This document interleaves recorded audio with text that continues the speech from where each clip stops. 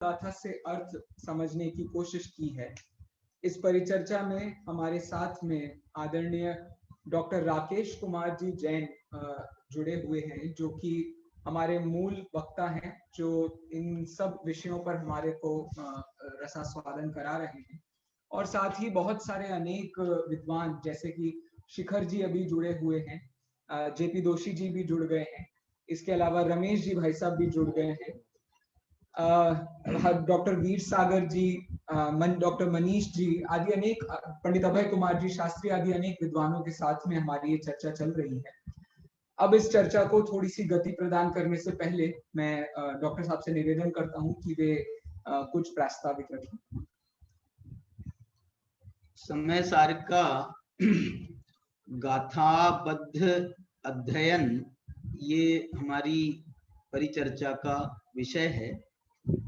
मुझे आपको ये बताते हुए बहुत हर्ष हो रहा है कि हमारे साथ में चतुर्थ पट्टाधीशाचार्य आचार्य सुविधि सागर जी भी हमारे साथ में जुड़े हैं। वे जूम चैनल पर ही हमारे साथ में हैं। मैं निवेदन करूंगा महाराज जी से, यदि वे वीडियो अपना ओपन कर लेवें तो जो है आपको आपके दर्शन सबको हो जाएंगे। देखिए महाराज जी, ये महाराज जी सुविधि सागर जी हैं और विगत दिनों से हमारी महाराज जी से, आचार्य श्री से बहुत चर्चाएं भी चल रही हैं अनेक विषयों पर। तत्वार सूत्र के संबंध में भी चर्चा चली, अष्टपाहुड़ के संबंध में भी चर्चा चली, बहुत सारे विषयों पर महाराज जी से चर्चा चल रही है। और वो जो है हमारी परस्पर जो ट्यूनिंग है उससे वो भी बहुत संतुष्ट हैं और मैं भी उससे बहुत संतुष्ट हूँ। वो बहुत खोजी प्रकृति के आचार्य हैं, विद्वान हैं और बहुत डेप्थ में जाने का उनका मन होता है। तो हम उनका बहुत बहुत बहुत बहुत स्वागत करते हैं। नमस्ते। दो शब्द आप बोलिए ना।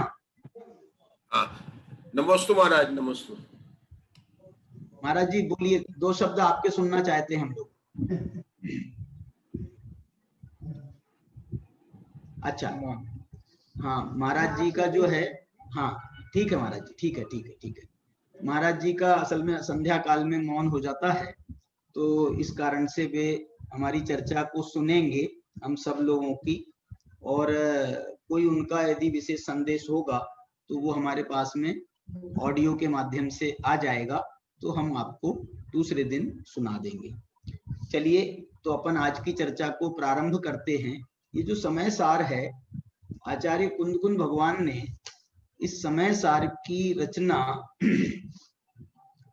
उन परिस्थितियों में की है जिन परिस्थितियों में उस समय जो द्वादशांग का हमारा जो वैभव था वो धीरे धीरे धीरे धीरे कम कम कम कम, माने भगवान महावीर के 500 वर्ष तक के, यद्यपि ये परंपरा मौखिक रूप से ही चलती रही, लेकिन फिर भी धीरे धीरे धीरे उसका ह्रास हो रहा था।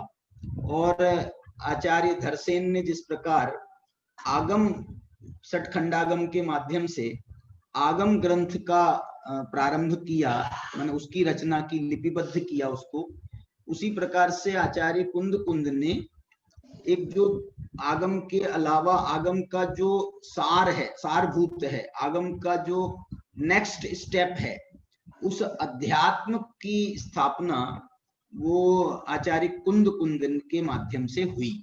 और वो आचार्य कुंद इसलिए हम यदि आगम के प्रतिष्ठापक आचार्य कहें तो आचार्य धरसेन को कह सकते हैं, और अध्यात्म के प्रतिष्ठापक आचार्य यदि हम कहें तो हम आचार्य कुंद को कह सकते हैं।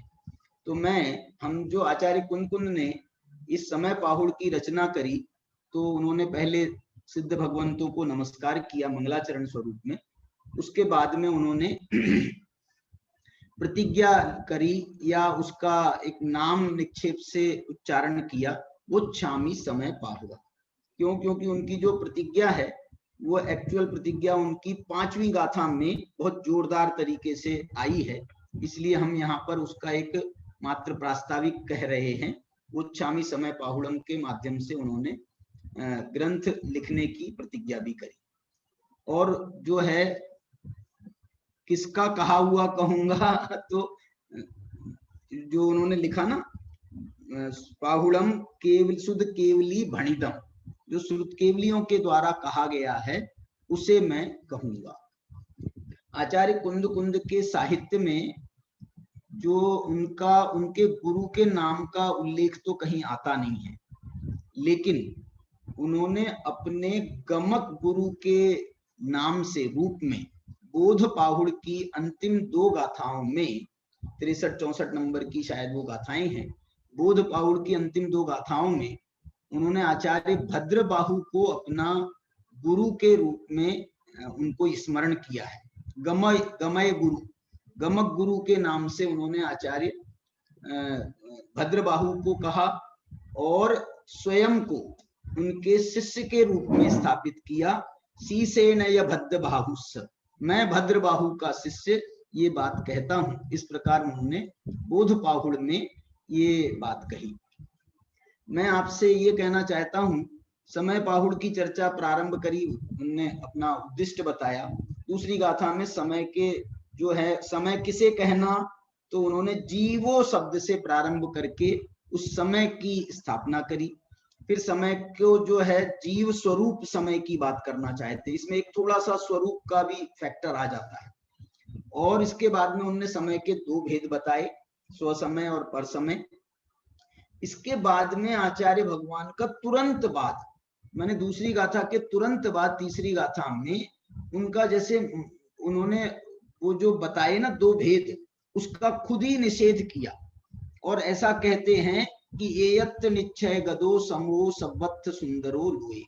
जो समय है वो तो एकत्व को प्राप्त है, उसमें जो है ये जो 2 भेद करना स्व समय पर समय के भी उनको पसंद नहीं आए, उनको जो है इष्ट नहीं थे। और उन्होंने अमृतचंद्राचार्य ने टीका में ये बात लिखी भी है कि पहले अब समय को हम कथन करते हैं, समय को बताते हैं, और जो समय का जब उन्होंने 2 भेद करके स्थापना की तो जो है तीसरी गाथा में कुंद कुंद अमृतचंद्राचार्य उसका निषेध करते हुए ये वचन दे रहे हैं उत्थानिका में, अथ एतद बाध्यति। ये जो 2 भेद हैं इन्हीं का स्वयं कुंद कुंद भगवान ने उसका खंडन किया। माने एक ऐसा पूर्व पक्ष उत्तर पक्ष के रूप में इसको देख सकते हैं, प्रश्नोत्तर के रूप में देख सकते हैं, नाटक के रूप में देखना हो तो हम इसको प्रश्नोत्तर के माध्यम से नाटक के रूप में देख सकते हैं।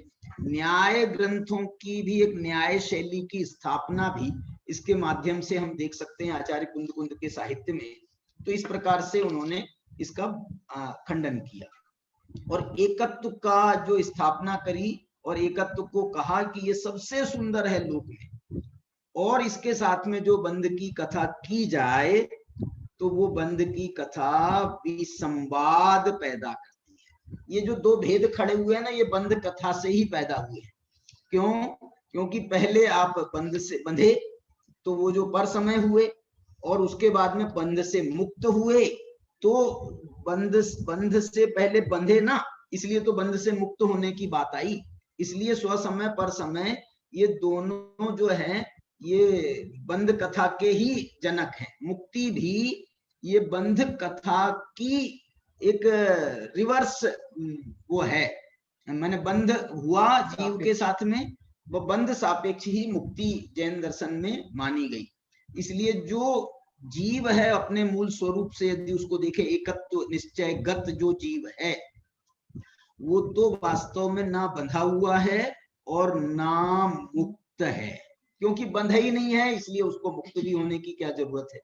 इसके बाद में चौथी गाथा में आचार्य भगवान ने ये जो एकत्व विभक्त आत्मा है इसकी बहुत बहुत महिमा करते हुए अथवा इस बात की दुर्लभता बताते हुए उन्होंने चौथी गाथा लिखी कि हे भव्य जीवों, तुमने शुद्ध परिचिदानुभूता सर्वस्वी काम भोग बंध कहा। तुमने काम भोग और बंधन की कथा तो खूब सुनी होगी, खूब परिचय की होगी और खूब उसका अनुभव किया होगा। और यदि तुमने कोई एक काम नहीं किया है आज तक माने अनादिकाल से आज तक, यदि कर लिया होता तो ये मुक्ति में विराजमान हो गए होते। इसलिए ये भेद ज्ञान का जो काम है, माने एयत्तस्सुवलंभो, एकत्व की उपलम्भ माने प्राप्ति, और एकत्व के साथ में जो बंध कथा हुई है उससे विभक्त करने की भी आवश्यकता आ गई आचार्य भगवान को। तो उन्होंने कहा विभक्त पर से विभक्त और अपने से एकत्व, उसी की बात जो है तुमने आज तक कभी नहीं सुनी, इसलिए मैं यही एकमात्र दुर्लभ रही है। ये चौथी गाथा को आप जो है एक बोधि दुर्लभ भावना की ओर भी इसके संकेतों को ले जा सकते हैं। इसमें शब्द भी प्रयोग किया है सुलभ, सुलहो विहत्तस्य, न सुलहो विहत्तस्य, न सुलहो माने दुर्लभ, और ये जो है एकत्व और विभक्त की प्राप्ति माने ये बोध, इस बोध की प्राप्ति जो है ये सुलभ नहीं रही है। इस प्रकार से इसमें बोधि दुर्लभ भावना के भी एक प्रकार से संकेत मिल जाते हैं। इसके बाद में आचार्य भगवान ने ये स्थापना की है पांचवी गाथा में कि देखो मैं अकेले आपको एकत्व विभक्त आत्मा की दुर्लभता ही नहीं बताऊंगा, बल्कि मैं अपने संपूर्ण वैभव से तुमको वो एकत्व विभक्त आत्मा बताऊंगा भी। और बल्कि मैं तो ये कहना चाहता हूं, इसमें दाये हम शब्द है, तम एयत्त विहत्तम दाये हम, ये जो दाये हम शब्द है ये इस बात का संकेत कर रहा है कि आचार्य भगवान ये कहना चाहते हैं कि मैं तुमको बताऊंगा नहीं, दिखाऊंगा। दर्शये हम, मैं दिखाऊंगा। ये दिखाऊंगा का कोई आदमी कैसे दिखा सकता है? बोले यदि कोई व्यक्ति किसी चरित्र का बहुत इतना जोरदार तरीके से उसका वर्णन करे कि वो वर्णन करते हुए हमको वो सिर्फ सुनना में ना आए, हमको विजुअलाइज भी हो जाए, तो विजुअलाइज यदि हो जाता है तो हम उसको मान लेते हैं कि भैया तुमने हमको बताया नहीं, तुमने तो हमको दिखा दिया। ऐसे आचार्य कुंद इन 415 गाथाओं में एकत्व विभक्त आत्मा को न केवल बताएंगे बल्कि उसको दिखाएंगे। वो जो है आचार्य कुंद की ये जो इस सम्यक्त्व प्रधान ग्रंथ है ना, दर्शन प्रधान ग्रंथ है, इसलिए ये दर्शये हम, ये सूत्र भी वहीं जा रहे हैं। 14वीं गाथा में भी आगे आएगा जो पश्यति अप्पाणि, जो आत्मा को देखता है। देखने का अर्थ हम जो है अनुभव करने के अर्थ में भी ले जा सकते हैं, क्योंकि 5वीं गाथा खुद इस बात का संकेत दे रही है कि आचार्य कुंद ने कहा मेरा वैभव कैसे जन्म हुआ है, तो अमृतचंद्राचार्य ने टीका में ये कहा कि 4 चीजों से मेरा वैभव जन्मा है। तो वो 4 चीजें उन्होंने बताई, आगम का सेवन, परापर गुरु का अवलंबन, युक्तियों का अवलंबन और स्वानुभव। माने ये स्वानुभव से उनने अपने वैभव को जन्म किया है, और बल्कि वो ये कहते हैं कि मैं तुमसे भी ये अपेक्षा रखता हूं कि तुम भी इसको स्वानुभव प्रत्यक्षेण परीक्ष प्रमाणी कर्तव्यम, ये लिखा है उन्होंने टीका में अमृतचंद्राचार्य ने, कि स्वयमेव, मैंने मेरे कहने से तुम अनुभव मत करना, स्वयमेव स्वानुभव प्रत्यक्षेण, तुम भी स्वानुभव प्रत्यक्ष करके परीक्ष परीक्ष, ये देखो ये युक्ति का अवलंबन उन्होंने लगाया है इसमें, परीक्ष प्रमाणी कर्तव्य, माने ये आगम का सेवन और प्रमाणी कर्तव्य माने हमको जो गुरुओं से प्राप्त हुआ है वो बात को यहाँ पर उसके संकेत किए। अब देखो बात कितने जल्दी जल्दी आगे बढ़ रही है।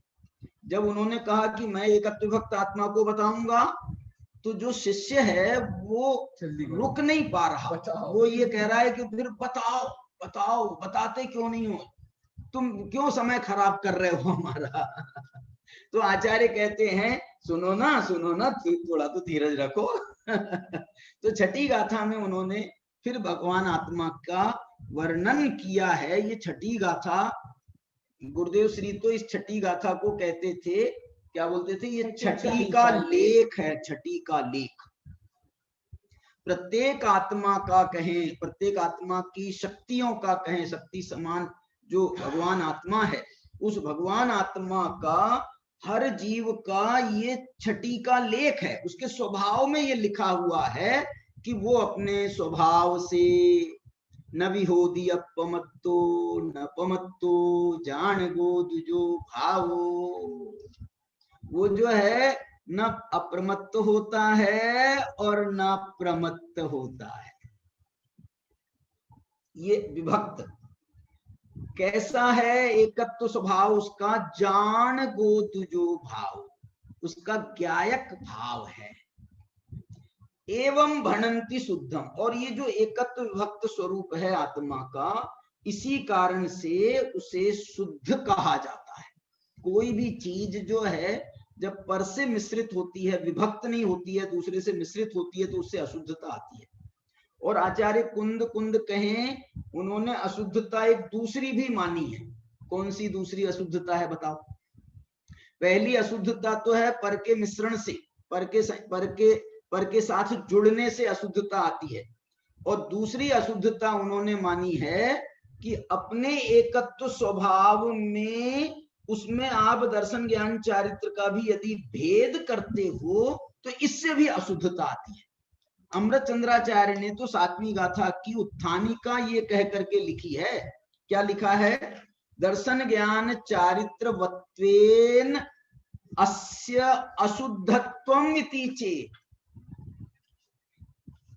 क्या पर के संयोग से नहीं, पर के मिश्रण से नहीं, बल्कि अपने एकत्व स्वभाव में भी जब आप दर्शन ज्ञान चारित्र का भी भेद करते हो तो इस भेद में अशुद्धता आती है।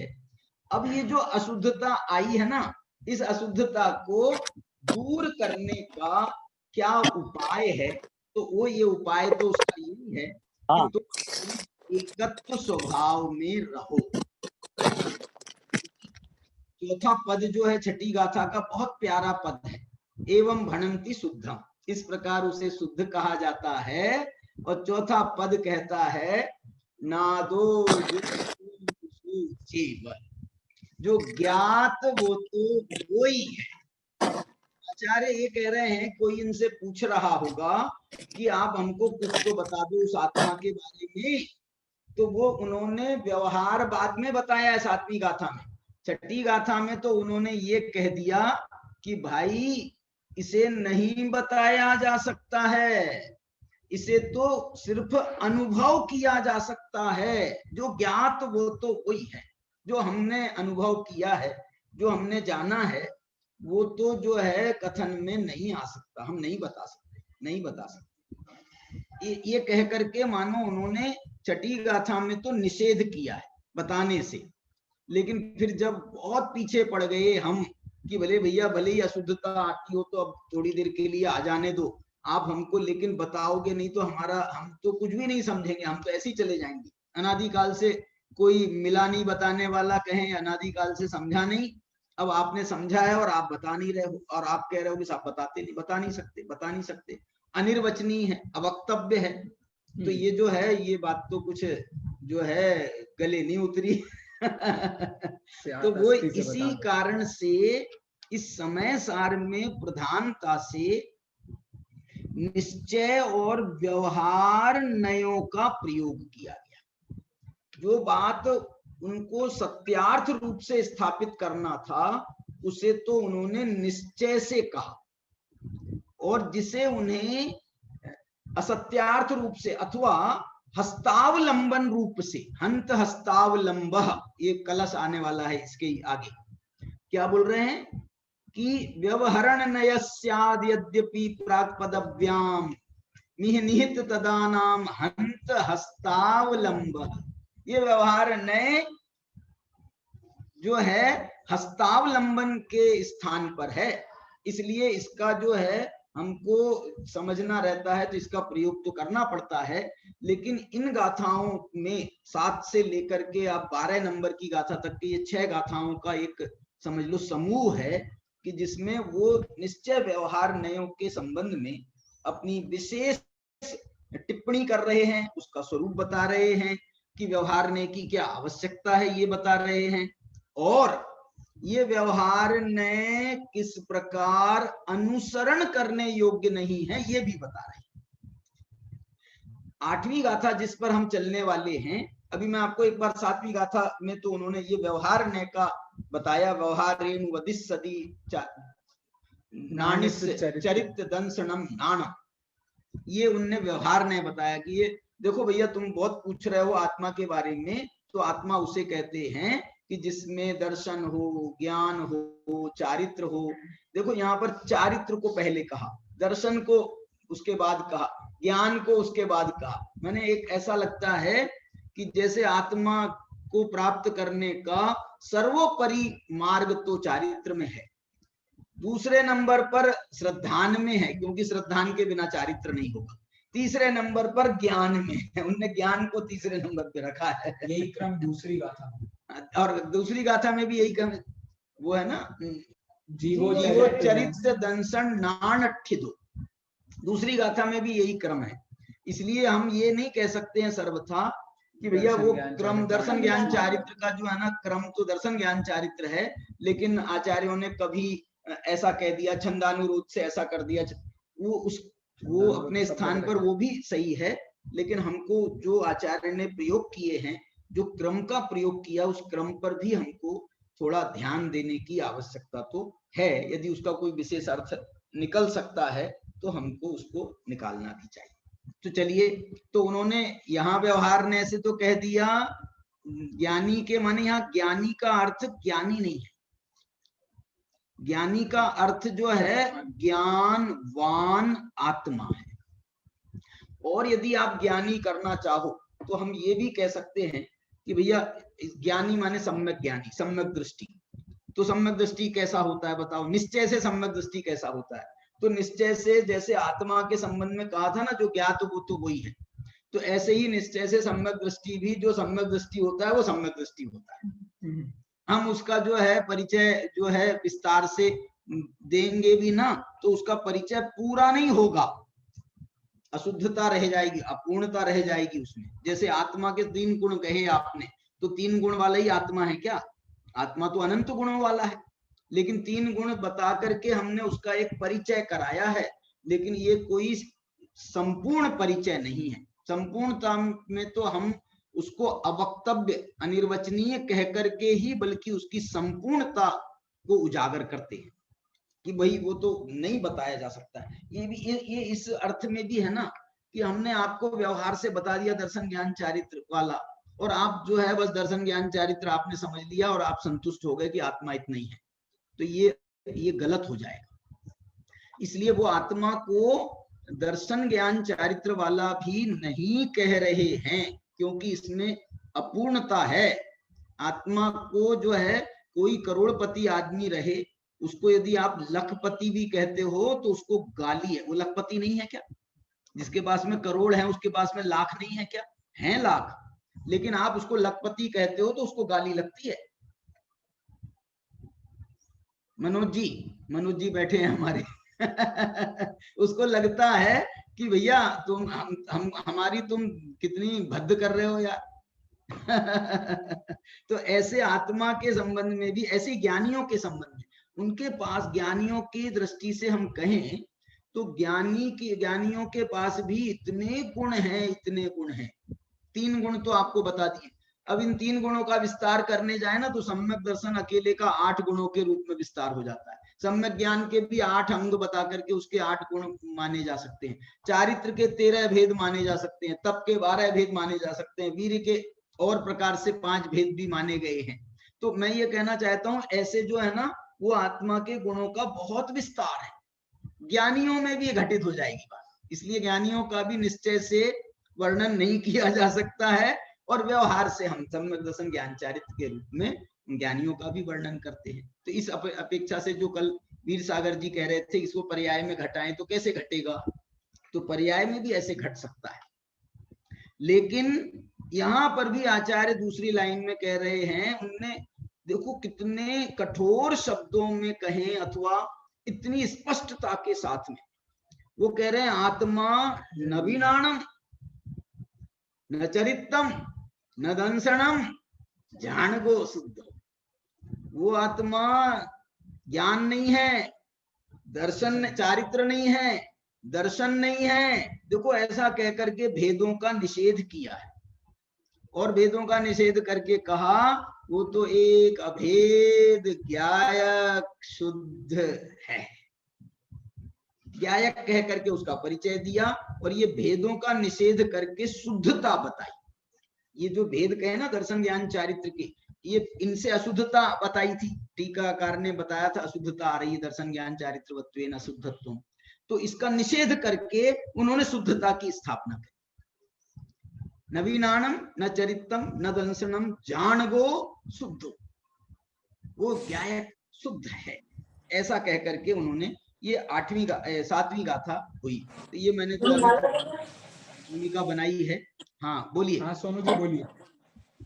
सोनू जी भाई साहब, इसमें इस गाथा जो अपनी चल रही है 7वीं गाथा, जी जी, इसमें चरितम दंसनम नाणम, ये हाँ। और नीचे अनाणम चरितम दंसनम, ऐसा अंतर क्यों किया है? मेरे को पहले ही ख्याल में आ गया था कि ये प्रश्न उठेगा। मैंने उठाया नहीं, लेकिन तुमने पकड़ ली। देखो मैंने कहा ना, चारित्र को पहले इसलिए कहा वो महान है, दूसरे नंबर पे दर्शन को इसलिए कहा कि वो दर्शन भी दूसरे नंबर पर माने महान है, और बल्कि एक नंबर पर तत्वार सूत्रकार ने उसको पहले नंबर पे रखा है, क्योंकि दर्शन के बिना ज्ञान और चारित्र सम्यक नहीं होते। तो उस अपेक्षा से तो वो उस ढंग की हो गई बात।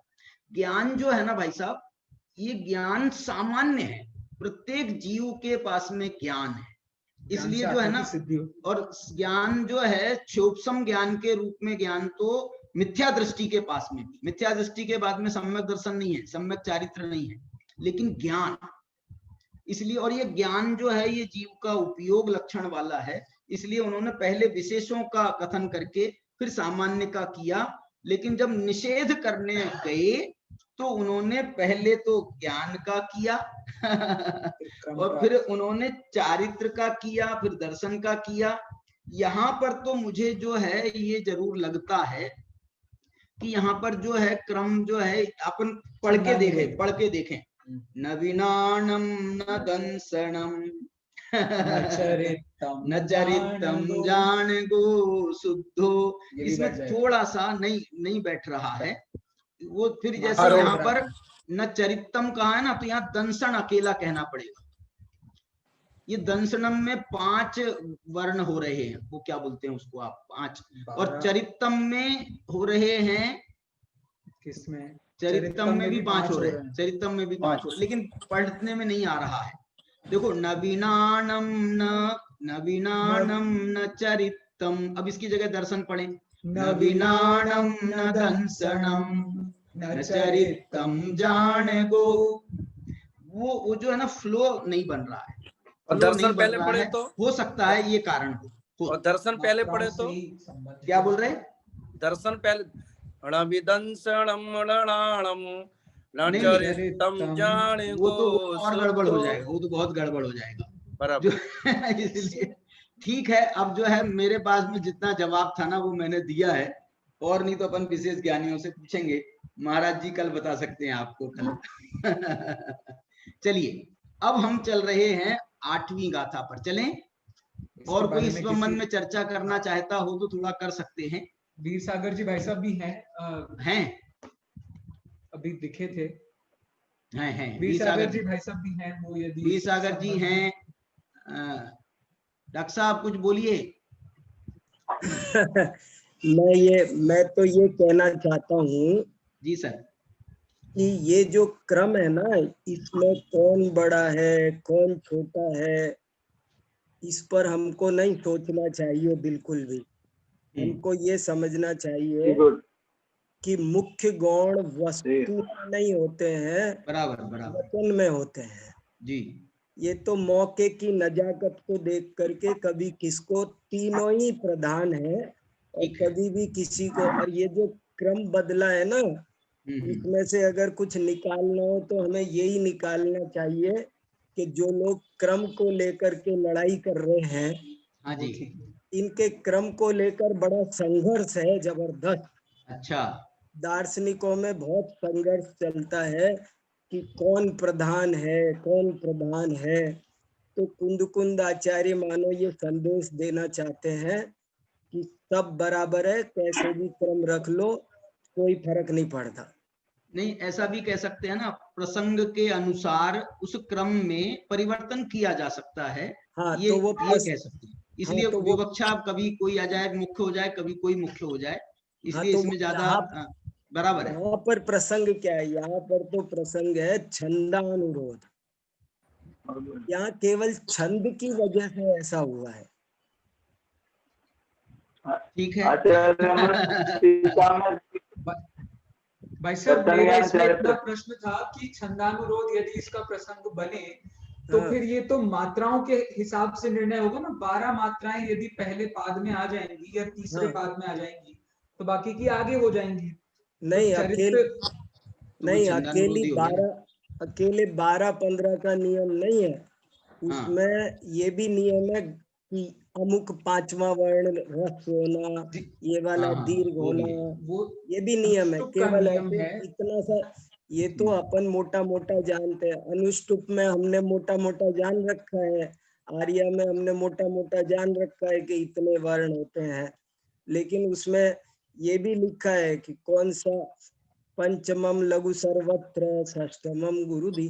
वो उनके गुरु दीर्घ की व्यवस्था भी है, कहाँ कौन सा गुरु होना सही है, किसके बाद में दीर्घ आना चाहिए, वो जो है ना, यमाता राजभान सलगा। गण व्यवस्था है। छंद शास्त्र अद्भुत है ना, छंद शास्त्र के हिसाब से है वो। ठीक है, ठीक है, चलिए। और हमारे दोषी जी भी हैं साथ में। दोषी जी, आप कुछ बोलेंगे? दोषी जी। नहीं, मुझे तो विषयांतर नहीं कर रहा हूँ। मुझे मात्रा में जैसे बोलते ना, पहला पद 12, दूसरा 15 और तीसरा पद 12 और फिर 18, चौथा 18, इस तरह जो पद बोलते हैं, इनका जो टोटल करें, और नमोकार मंत्र को भी आर्या में बोलते हैं, लेकिन उनके अक्षर एक कम गिनते हैं। तो यहाँ 58 मात्रा, और वो जैसे 12, 15, 12 और 18, और नमोकार मंत्र भी आर्या छंद में है, तो उनकी मात्रा में और इस मात्रा में एक कम पड़ जाता है। वो कैसे हो जाता है? उसका कारण ये है, वैसे उसका कारण ये है, जो अंतिम अक्षर होता है, अंतिम अक्षर में यदि दीर्घ हो, यदि लघु हो तो उसको दीर्घ भी गिन लेते हैं, और दीर्घ हो तो उसको लघु भी गिन लेते हैं। इसलिए एक मात्रा कम भी हुई तो उसमें कोई दोष नहीं है। ठीक है। तो जो परसेंटेज का चेंज है वो 2 मात्राओं का ऊपर नीचे हो तो भी चलेगा। अच्छा, ओके। मेरे भी समझ में नहीं आया है, लेकिन मैंने अब इनने कहा है तो मान लिया है।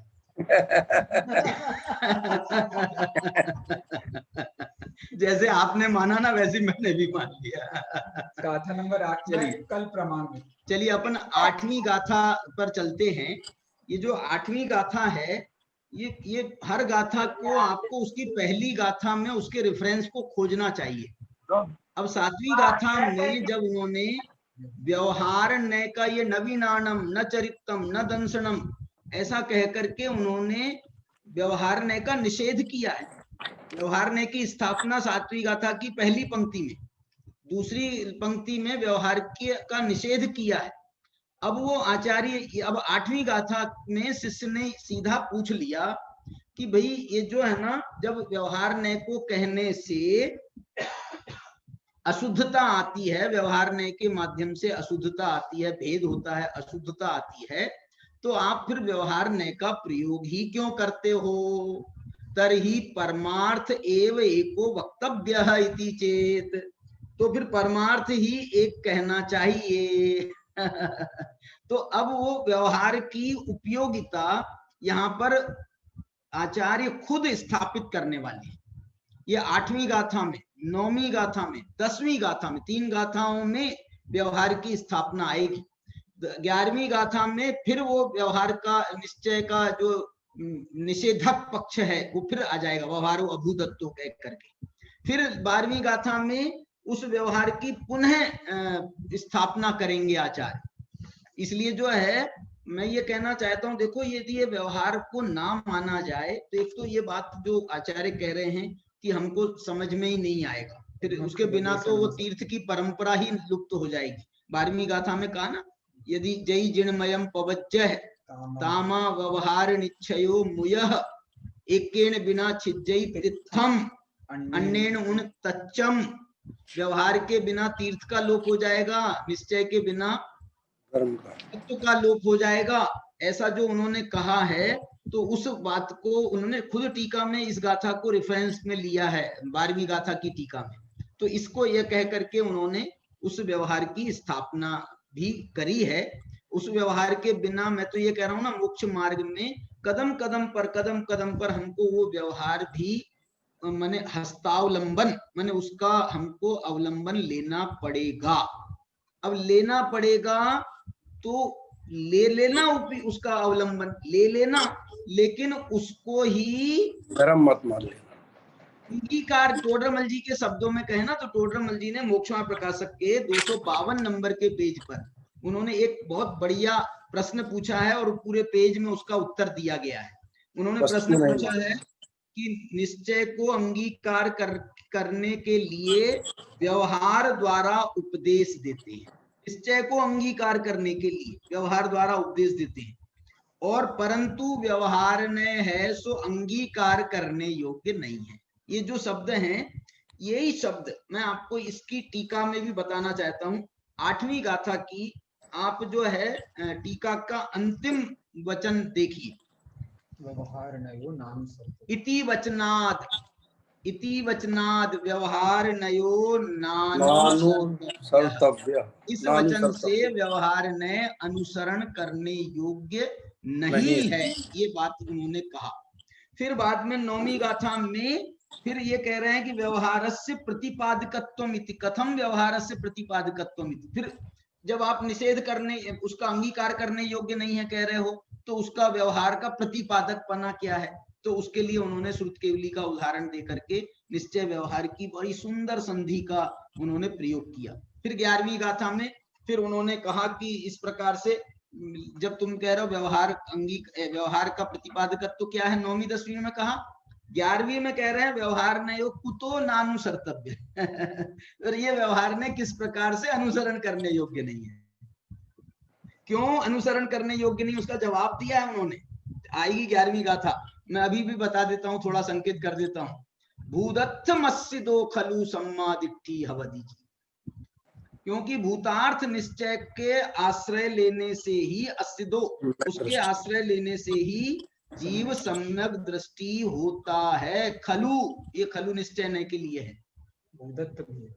माने आचार्य ने, भाई साहब, आचार्य माने आचार्य ने व्यवहार का उपदेश देकर व्यवहार को हटाने की बात भी कही है। नहीं, व्यवहार का उपदेश वो ये कह रहे हैं कि हम व्यवहार का उपदेश ही परमार्थ को बताने के लिए कर रहे हैं। बराबर।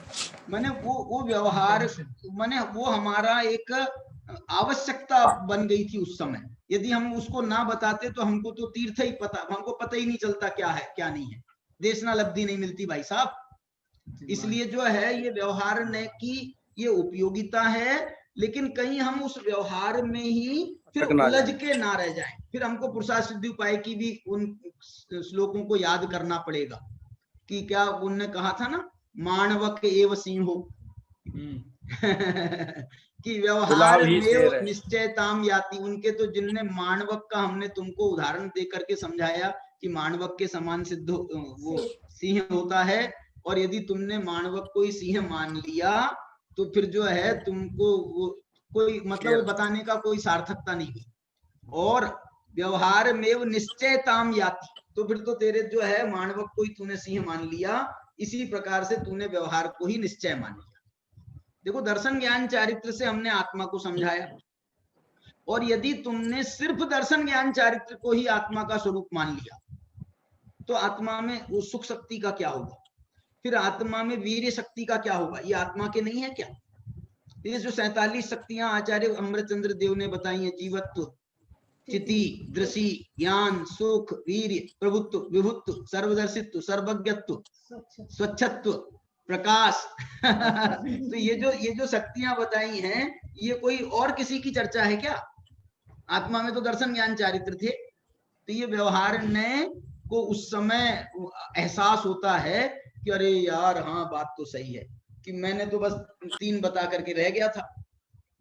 और आचार्य कह रहे मैं जैसे 3 बता रहे हैं ना, ऐसे अनंत हैं, और वो अनंत भी अनंत नहीं है, उन अनंतों का एक अभेद पिंड, ऐसा ज्ञायक भाव, वो आत्मा है।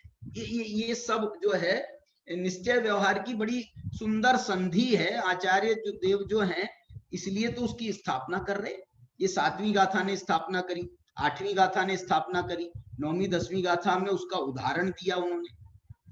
12वीं गाथा में कहना मालूम क्या चाहते हैं? 12वीं गाथा में 12वीं गाथा में तो यहां तक कहना चाहते हैं, जेदु अप्रमेठिदा भावे, जो अपरम भाव में स्थित हैं वो व्यवहार देशिदा, व्यवहार नय से वे सब उपदेश देने योग्य हैं। जेदु अप्रमेठिदा भावे स्थिता, ठिदा जो अपरम भाव में स्थित हैं। अपरम भाव में स्थित कौन है? अपरम भाव में स्थित कौन है बताओ?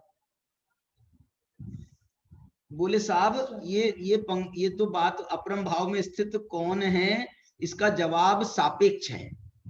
आप किसको परम कह रहे हो उसके सामने हम बताएंगे फिर अपरम भाव में कौन है।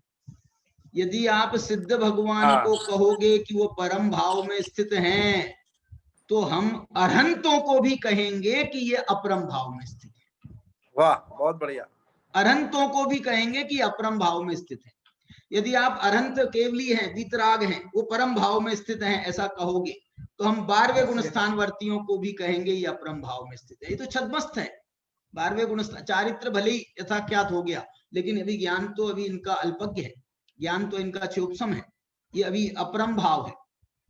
इस ऐसे ऐसे कर्म करके नीचे आएंगे, इसलिए जो है वो नीचे आएंगे। तो हम जब आखिरी में ये कहते हैं ना कि सम्यक दृष्टि को सम्यक दर्शन हुआ, तो उसको श्रद्धा संबंधी सम्यक तो हुआ है, ये श्रद्धा का परम भाव उसको प्राप्त हुआ, क्योंकि छायिक सम्यक भी हो जाता है 4थे गुणस्थान में, तो उसको भी परम भाव कह दिया। उसकी अपेक्षा से, छायिक सम्यक्त की अपेक्षा से ये उपसम सम्यक्त और क्षोभसम सम्यक्त ये भी अपरम भाव है। मिथ्या दृष्टियों की अपेक्षा आप सम्यक दृष्टि को परम भाव वाला कह लो, लेकिन छायिक सम्यक दृष्टि की अपेक्षा से उपसम सम्यक्त को और क्षोभसम सम्यक्त को सराग सम्यक्त में डाला है भाई साहब। राजवार्तिक सर्वार सिद्धि में उन्होंने सराग सम्यक्त के उदाहरण दिए हैं, क्षोभसम सम्यक्त और औपसमिक सम्यक्त, और उन्होंने वीतराग सम्यक्त का उदाहरण दिया है छायिक सम्यक्त के लिए। छायिक सम्यक्त को 4थे गुणस्थान में भी उस छायिक सम्यक्त को श्रद्धा की अपेक्षा उसको वीतराग सम्यक्त की अपेक्षा उसको वीतराग कह दिया कि उसमें कोई प्रकार का राग नहीं है। राग मतलब कौन सा राग?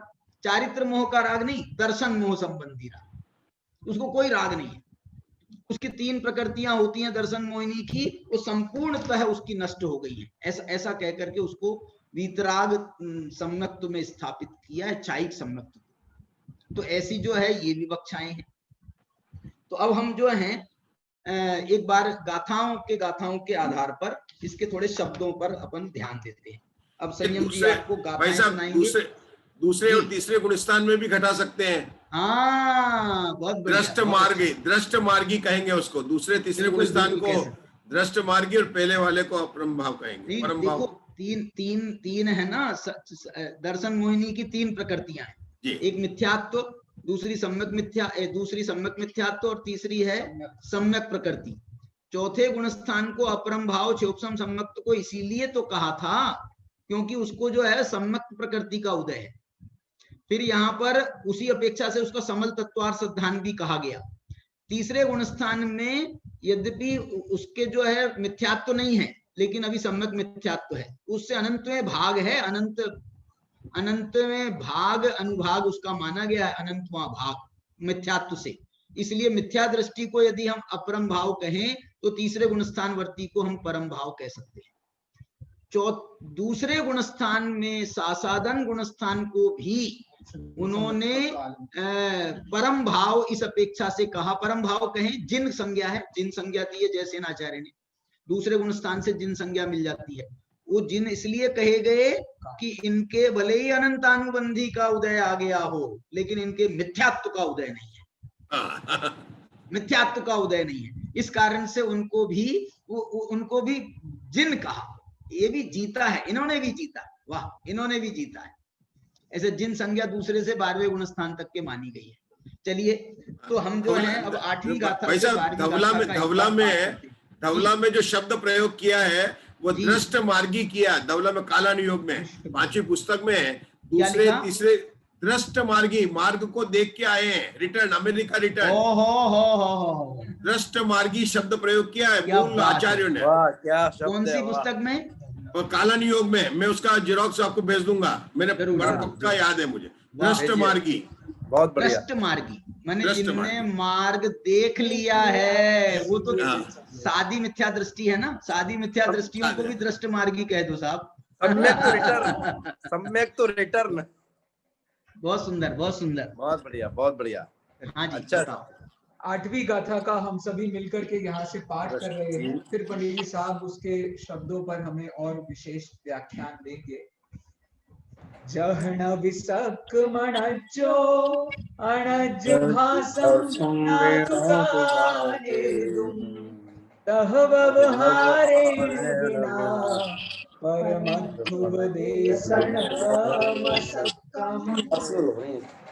जहन विसक मणज्जो, अर्थात जिस प्रकार नहीं है शक्य कहना, अणज भासम विनादु गाहेदुम, अनार्य भाषा में कहने के बिना, कहे बिना, तह व्यवहारेण बिना, उसी प्रकार व्यवहार नय के बिना, परमठ उपदेशनम असक्कम, परमार्थ का उपदेश अशक्य है। पंडित साहब से निवेदन करेंगे कि इस पर जरा हमें कोई विशेष भाषागत या भावगत टिप्पणी करें। देखिए, जह माने यथा, यथा माने जैसे। ये आचार्य कुंद की आप गाथाओं में जैसे शब्द के लिए ये जह शब्द का प्रयोग बहुत जगह मिला है। कई जगह 17-18 नंबर की गाथा में भी उन्होंने जह शब्द का प्रयोग किया है। तो ये जह का अर्थ हुआ यथा। नवी, नापी, मैंने कल बताया था ना, पी शब्द का प्रयोग अपी के लिए है। नवी, नापी माने जिस प्रकार सक्कम, शक्य नहीं है। यथा नवी सक्कम, जिस प्रकार शक्य नहीं है। क्या शक्य नहीं है? अनज्जो अनज्ज भाषम विनादु गाहेदु। अनज्जो माने अनार्य को, अनज्ज भाषम बिना माने अनार्य भाषा के बिना, दु माने तू, गाहेदुम, गाहेदुम माने ग्रहण कराना। अनार्य भाषा के बिना उसे, गाहेदुम का अर्थ अकेले ग्रहण कराना नहीं, गाहेदुम का मतलब है उसको अवगाहन कराना, उसको ज्ञान कराना। बोधयितुम, ऐसा लिखा, ग्राहयितुम, बोधयितुम माने उसको बोध कराना। प्रभाचंद्राचार्य ने ये इसका अर्थ किया है, इसके लिए शब्द दिया है गाहेदुम के लिए बोधयितुम, बोधयितुम माने उसको बोध कराना कठिन है व्यवहार के बिना। उसी प्रकार जैसे अब आप पिक्चर आपको ध्यान रखना चाहिए कि जैसे अनार्य भाषा के बिना किसी अनार्य को किसी भी विषय में, किसी भी बात को उसको नहीं बताया जा सकता है, नहीं समझाया जा सकता है। उदाहरण जो इसमें टीकाकार आचार्य ने दिया है, बहुत प्यारा उदाहरण दिया है। उन्होंने वो म्लेच्छ का उदाहरण दिया है, और किसी आचार्य के पास में वो गया और आचार्य को नमस्कार करके जब उसने नमस्कार किया तो आचार्य महाराज ने उसको आशीर्वाद में स्वस्ति कहा। अब वो जो है स्वस्ति शब्द तो संस्कृत का है, अब वो तो अपना आदिवासी म्लेच्छ, उसके तो समझ में कुछ आया नहीं। तो नहीं समझ में आया तो वो जो है आंखें फाड़ फाड़ करके, टकटकी लगा करके, मेंढे की भांति वो उनकी तरफ देखता है। उसको देखो, मैं एक बात पूछूं आपसे, जब आचार्य ने उसको स्वस्ति कहा तो हम कह रहे हैं कि साहब उसको स्वस्ति शब्द का अर्थ समझ में नहीं आया। ये तो ठीक है, स्वस्ति शब्द का अर्थ समझ में नहीं आया, लेकिन क्या उसको कुछ समझ में नहीं आया? क्यों सोनू जी, उसको क्या कुछ समझ में नहीं आया? उसको इतना तो समझ में आया है कि इन्होंने मेरे को कोई आशीर्वाद दिया है और कोई बहुत बढ़िया बात बताई है, कुछ बहुत बढ़िया इन्होंने मेरे को आशीर्वाद दिया है, कोई बहुत बढ़िया बात कही है। इसीलिए तो उसको जिज्ञासा के दृष्टि से उसकी आंखें फट रही हैं। वो मेढे की भांति उसको टकटकी लगा करके देख रहा है कि भैया अब इन्होंने कह तो दिया है, लेकिन अब इसको थोड़ा समझा और दे तो मेरे को तो आनंद आ जाएगा। और जब उन्होंने समझाया, उन्होंने खुद समझाया अथवा किसी तीसरे आदमी ने जो दोनों भाषाओं को जानने वाला था उसने समझाया, तो इसमें आचार्य ने उदाहरण में ये लिखा है कि उसके आंखों से आंसुओं की धारा बह निकली। तुमने मेरे लिए क्या आशीर्वाद दिया है, तेरा अविनाशी कल्याण, इतना आशीर्वाद दिया मेरे को, ऐसा आशीर्वाद दिया। और ये मालूम किस बात से खुश है वो, कि आचार्यों के वचन कभी मिथ्या नहीं होते हैं, उनके जो वचन हैं वो अफर होते हैं, अफर, वो कभी फिरते नहीं हैं। इसलिए जो इनने मेरे को आशीर्वाद दिया है ना कि तेरा अविनाशी कल्याण हो, इसकी गारंटी है कि अब मेरा कल्याण होकर के रहेगा। तो ऐसा जो है उसको विश्वास पैदा हो गया, तो उसके आंखों से आंसू की धारा निकल। अब ये तो उदाहरण हुआ। ऐसे ही हमको जब कहा आचार्य ने कि भगवान आत्मा, अब भगवान आत्मा कहा तो हमारे कुछ समझ में नहीं आया। तो संसारी हैं, भटक रहे हैं। क्योंकि हमको जो है ये ना भगवान का कुछ पता, भगवान कौन होते हैं, और ना आत्मा का पता। और ये भगवान आत्मा कह करके आत्मा को ही भगवान कहा जाए, अप्पा सो परमप्पा, आत्मा को ही भगवान कहा जा रहा है। तो ये भगवान आत्मा क्या है, ये बहुत जिज्ञासा पैदा हुई है। और आचार्य जो है भगवान आत्मा बोल करके चुप हो गए, ध्यान में चले गए। अब उनका तो ध्यान में चले गए हैं, वो तो निर्विकल्प आनंद का भोग भोग रहे हैं, लेकिन हमारे तो कुछ समझ में नहीं आया, हम बैठे हैं टकटकी लगा करके। तो उसके बाद में उन्होंने जब उसको समझाया, देखना अब व्यवहार की जरूरत आ गई। निश्चय से आत्मा कैसा है, बोले भैया नहीं बताया जा सकता, वो तो अनुभव किया जा सकता है, जो पश्यति अप्पाणम, जो उसका अनुभव करता है बस, लेकिन नहीं अनुभव किया जा सकता। आप हमको कुछ तो बताओ। तो उसको जब आचार्य ने ये व्यवहार मार्ग से 7वीं गाथा में जो कहा था दर्शन ज्ञान चारित्र को प्राप्त हो, वो आत्मा है, तो वो व्यवहार मार्ग से जब उसको बताया, तब उसको जो है समझ में आया। तो उसको उसके भी आंखों से आंसू की धारा निकल गई है। और उसमें मालूम है क्या बह गया, बताओ क्या बह गया।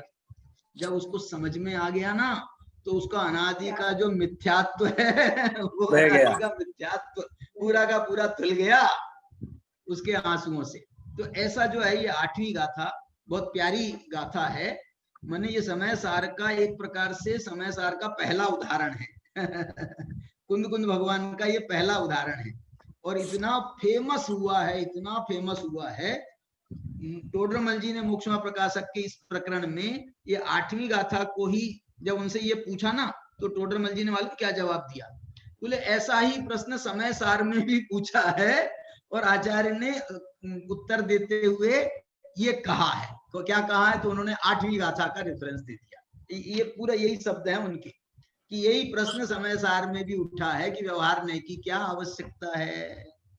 तो ये व्यवहार नय की आवश्यकता को बताने वाला ये हमारा जो है 8वीं गाथा है। इस संबंध में मेरे 2 प्रश्न एक मिनट, तह व्यवहारेण बिना, तह माने उसी प्रकार, तथा व्यवहारेण व्यवहार नय के बिना, परमत्थु माने परमार्थ, उपदेशनम, देखो व्यवहार के बिना परमार्थ का उपदेशन असक्कम, व्यवहार का के बिना परमार्थ का उपदेश नहीं दिया जा सकता है।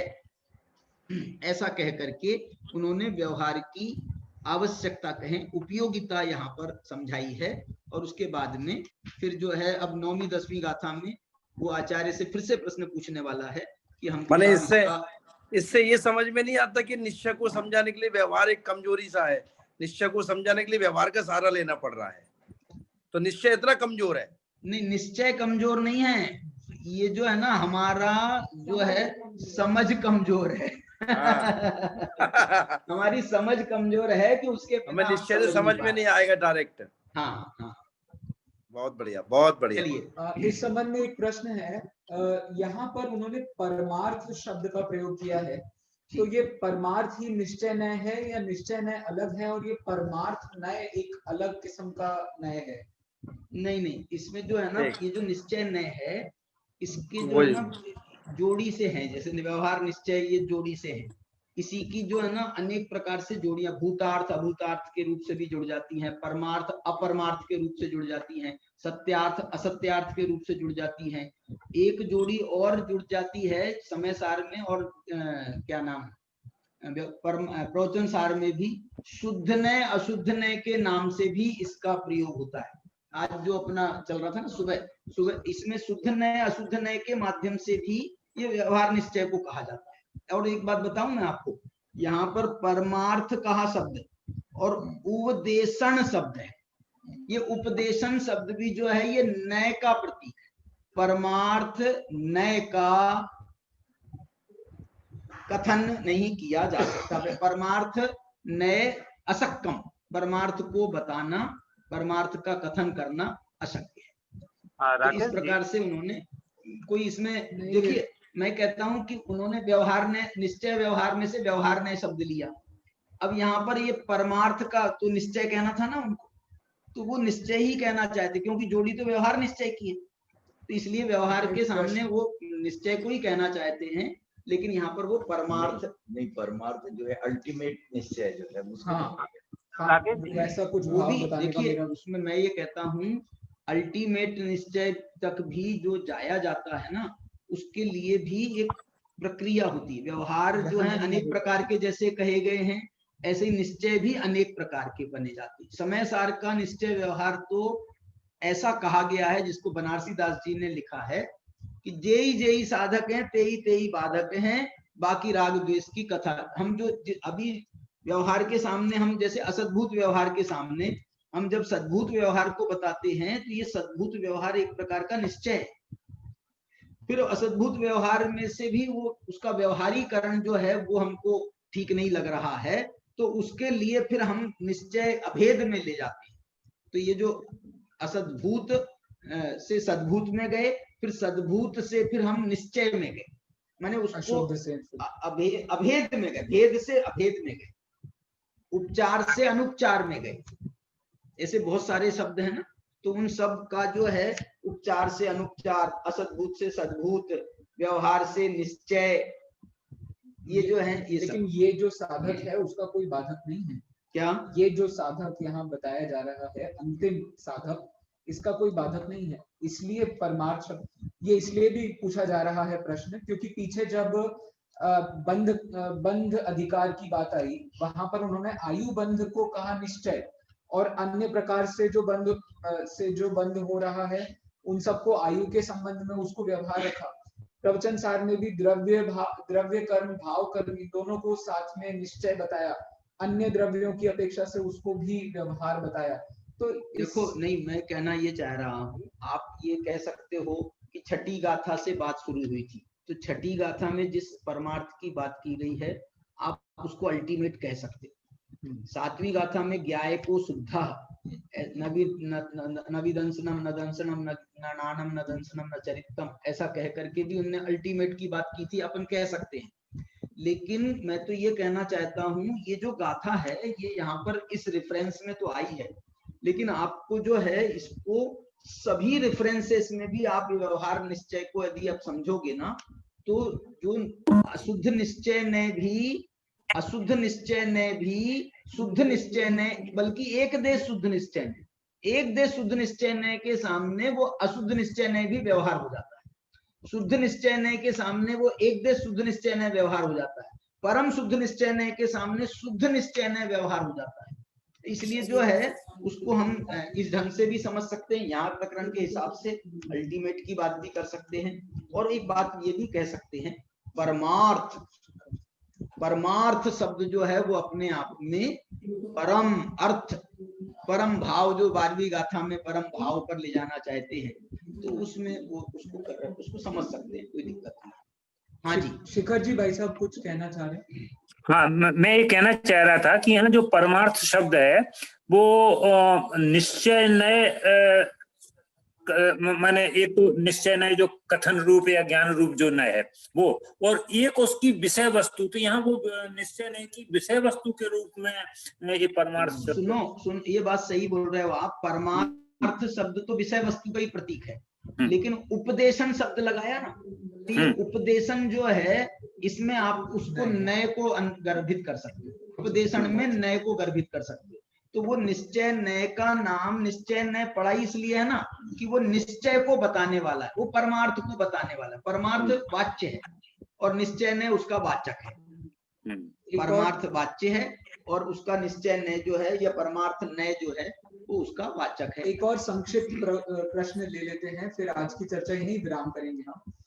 प्रश्न ये है कि सामान्यतया संस्कृत भाषियों को आर्य कहा जाता है, और अभी हम चूंकि प्राकृत का ग्रंथ पढ़ रहे हैं तो इसको अनार्य भाषी कहा जाएगा। तो फिर ये अनार्य भाषी अपने आप को आर्य भाषी बना करके फिर अनार्य भाषियों का उदाहरण कैसे दे सकते हैं? ये प्रश्न मैं शिखर जी भाई साहब, वीर सागर जी भाई साहब, पंडित जी से सबसे ही रख रहा हूँ, तो कृपया इसका समाधान कीजिए। डॉक्टर साहब बताएंगे वीर सागर जी। वीर सागर जी, इनका ये प्रश्न है, आप समझ गए होंगे। और ये ऐसे प्रश्नों से आप बहुत फेस भी करते हो, है ना, कि प्राकृत भाषा तो उनकी भाषा है ना, म्लेच्छों की भाषा है, प्राकृत भाषा अनाड़ियों की भाषा है, प्राकृत भाषा अपने अभिज्ञान शाकुंतलम में स्त्रियों की भाषा है। तो आप बताओ। नहीं, स्त्रियों की भाषा तो है, पर म्लेच्छ भाषा है, इसका कोई प्रमाण नहीं मिलता। नहीं, छोटी जात वालों को उनसे वो भाषा बुलवाइए भाई साहब, वहां पर भी जो छोटी जात वाले थे ना उनसे भी यही भाषा बुलवाइए। नहीं बुलवाओ भले, मैं ये कह रहा हूँ क्या छोटी जाति होना म्लेच्छ है? हैं जी? नहीं। हाँ। क्या छोटी जाति होने का नाम म्लेच्छ है क्या? बराबर है, बराबर है। मैं खुद भी ये सोच रहा था कि इस गाथा को समझने के लिए असल में इसका केंद्र बिंदु तो आर्य अनार्य है, और जब तक हम आर्य अनार्य का विषय न समझे तब तक वास्तव में ये गाथा क्लियर नहीं होती है। सही है। और दूसरी बात ये भी सोचने की बात है कि क्या भाषा कोई अनार्य होती है? कम से कम जैन आचार्यों की दृष्टि में, चलो कट्टरवादियों को छोड़ दो, जैन आचार्यों ने तो बहुत साफ शब्दों में 10 जगह लिखा है सर्व भाषा सरस्वती। जैन आचार्य किसी भाषा को छोटी, अच्छी, बुरी, एक भाषा देव भाषा है, एक भाषा म्लेच्छ, ऐसा किसी ने भी, मैं तो आपको पूरी भारतीय परंपरा में ही एक आधा संकीर्ण कट्टरवादियों ने कहीं कुछ लिखा है, पर मूल कहीं पर भी वेद, उपनिषद, महाभारत, हिंदुओं के 18 पुराण, इनमें भी कहीं पर ये नहीं लिखा कि संस्कृत ही देव भाषा है और बाकी सारी भाषाएं। उन्होंने भी, शंकराचार्य ने भी लिखा है सर्व भाषा सरस्वती का भाव उन्होंने भी लिखा है। अच्छा, तो मैं ये कहना चाहता हूँ कि अनार्य भाषा क्या होती है, ये तो बहुत अच्छा प्रकरण है, और ये इस गाथा का बहुत बड़ा केंद्रीय बिंदु है, और ये एक बहुत बड़ी समस्या को सुलझाने वाला है कि किसको अनार्य भाषा कहा जा रहा है, क्यों कहा जा रहा है, क्या है अनार्य भाषा। और यही सब थोड़ा सा लगता तो है चिंतन का विषय। देखो, हमारे तीर्थंकर लघु भाषा 7 शतक सुचेत, 18 महाभाषा और 700 लघु भाषाओं में उनकी दिव्य ध्वनि खिरती है। तो उनकी भाषा वो अनार्य भाषा में बोलते हैं क्या तीर्थंकर भी? तो ऐसे माने बहुत समझने की बात है। ज्ञानार्णव में भी ये प्रकरण एक जगह आया है, ऐसा लिखा है किसी भाषा को बुरी कहना ये सरस्वती की का अपमान है, दिव्य ध्वनि का अपमान है। वाह, संसार अंग्रेजी बुरी नहीं है, अगर आप गाली संस्कृत में भी बको तो म्लेच्छ भाषा है, तो म्लेच्छ भाषा है। हाँ, मैं आपको ये बताना चाह रहा हूँ कि म्लेच्छ भाषा और अनार्य भाषा का बहुत बड़ा एक पुस्तक मिलती है बहुत बढ़िया, जैनाचार्यों का भाषा दर्शन, 300 पेज की किताब है, प्रोफेसर सागर मल जी जिनका अभी कल स्वर्गवास हो गया, हाँ जी, हाँ जी। किताब है। और एक लेख मैंने भी 5-6 पेज का लिखा है हाँ, इसी शीर्षक से। तो एक तो आर्य म्लेच्छ की वो कंसेप्ट है जो हम मध्य लोक में पढ़ते हैं कि ये आर्य खंड है, ये क्या वो आर्य म्लेच्छ भाषा है? हम भरत क्षेत्र में एक खंड को आर्य खंड कहते हैं, 5 खंडों को म्लेच्छ खंड कहते हैं। तो क्या उनकी भाषा का नाम म्लेच्छ भाषा है, या क्या मतलब है, या म्लेच्छ भाषा किसका नाम है? और ऊपर तो अनार्य भाषा ही कहा, टीका में तो उन्होंने इतनी हिम्मत म्लेच्छ लिख दिया। म्लेच्छ भाषा ही बोल दिया। हाँ, तो ये थोड़ा चिंतन का विषय सही है भाई साहब। है, सोचो जैसे सब। बिल्कुल सही है भाई साहब। जैसेन और प्रवचन उत्तराध्यायन में और महापुराण में दोनों में जो जानवरों की भाषा है उसको भी आर्य भाषा शब्द से इंगित किया है।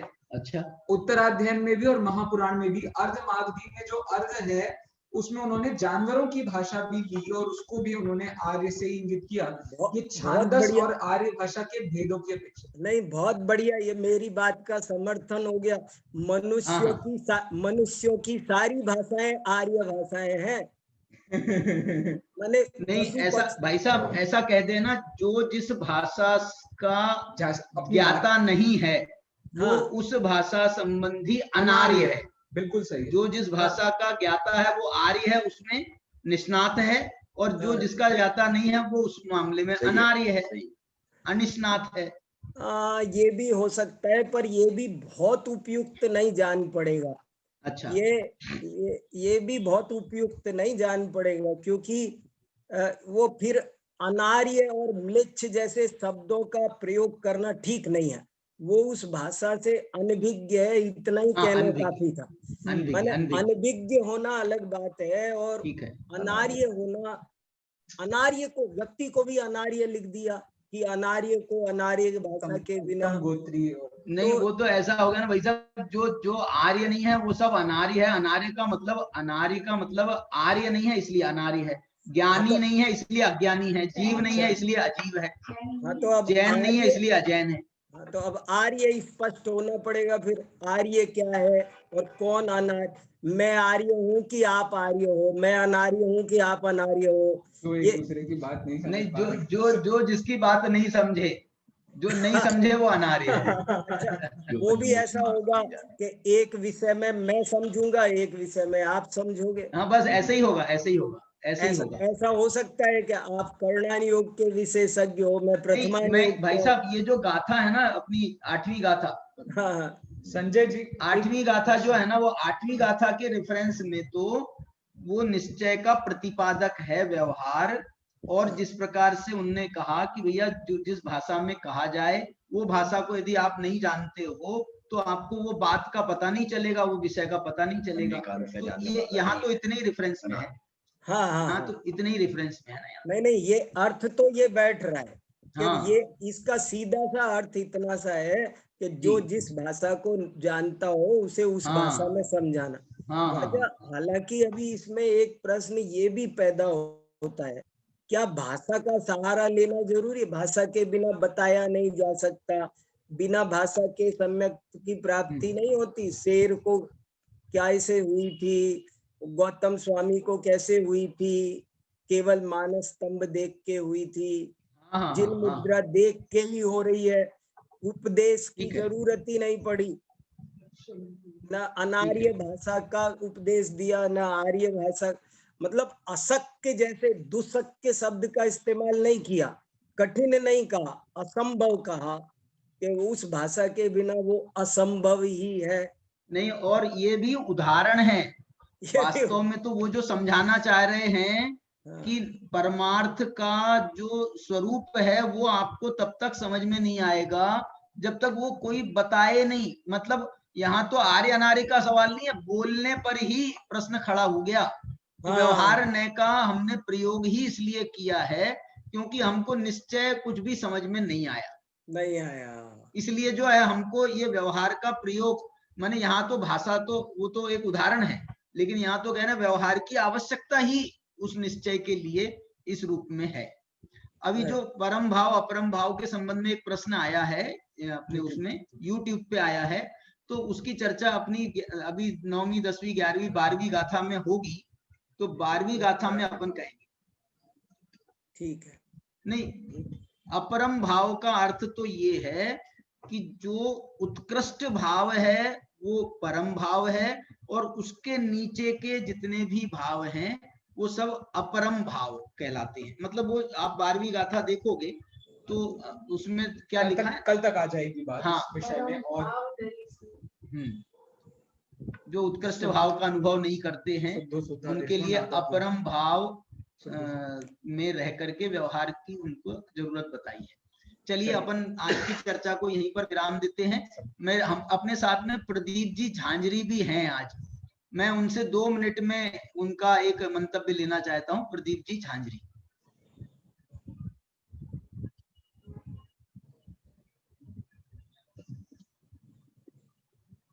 भाई साहब,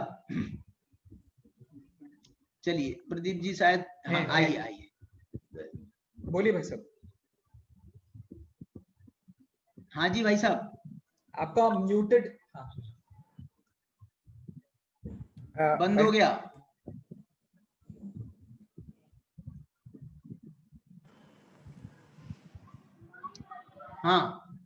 हाँ जी, बहुत ही प्रसन्नता हुई मुझे ये आपकी परिचर्चा जो सभी के बीच में, सभी आपस में समस्त विद्वानों के बीच में हो रही है। तो इससे निश्चित ये हर गाथा का जो मर्म जो छुपा हुआ गहरा वो बाहर आएगा और सबका बहुत फायदा होगा। तो ये मुझे नहीं, ठीक है। हाँ, चलिए हम आज की चर्चा को यहीं पर विराम देते हैं और कल फिर हम 6 बजे मिलेंगे। अनंत धर्मणस्तत्त्वं पश्यन्ति प्रत्यगात्मनः अनेकान्तमयी मूर्तिर्नित्यमेव प्रकाशता। ओम।